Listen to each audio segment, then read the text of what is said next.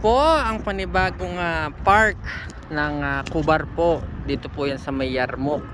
May mga ilaw na po. Tapos talagyan po nila ng upuan. Tapos may mga halaman na po. Tapos na po ito. Baka mga 1 week tapos na po ito. Tapos may mga puno na nakatanim.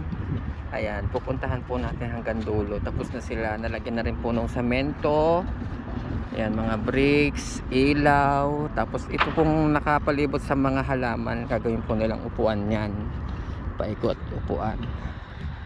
Ayan po, may mga halaman na po sa gilid. Hanggang dun po yan sa dulo. Ito po yung tabi po ng Ascot Hotel. Ayan, yung Ascot Hotel. Ito yung mga building na katabi namin. Ayan. Tapos na sila hanggang dulo. Tapos may mga puno. Pag nagsilakihan itong mga puno na to. Ang ganda na nito. Pasyalan, tambayan. Nasa dulo na sila hanggang dito. Tapos na. Tapos na sila. Kalas!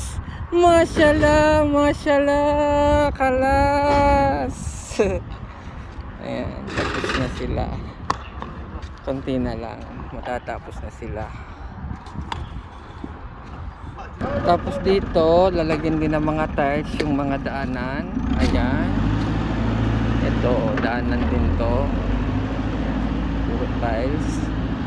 Lalagyan din ng mga tiles. Ayan, nakaredy na yung mga puno. May mga puno na. Masarap dito tumambay paggabi. Ayan, tapos may mga nakatanim na din mga halaman. Ayan, tapos na. 1 week na lang tapos na to. Tapos may mga ilaw. Ang ganda na ng lugar namin. Ito po ay sa may Yarmouk, sa Prince Turkey. Sa Prince Turkey po. Ano kayang puno ito? Ito yata yung namumulaklak. Ayan, lalagyan natin ng ano dito, orchid. Lalagyan ko ng sticker dito. Ayan.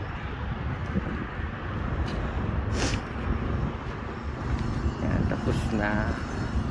Tapos makikita nyo yung shop namin dito sa may Bukana. Ayan, pag napasyal kayo dito, ha? Thank you po.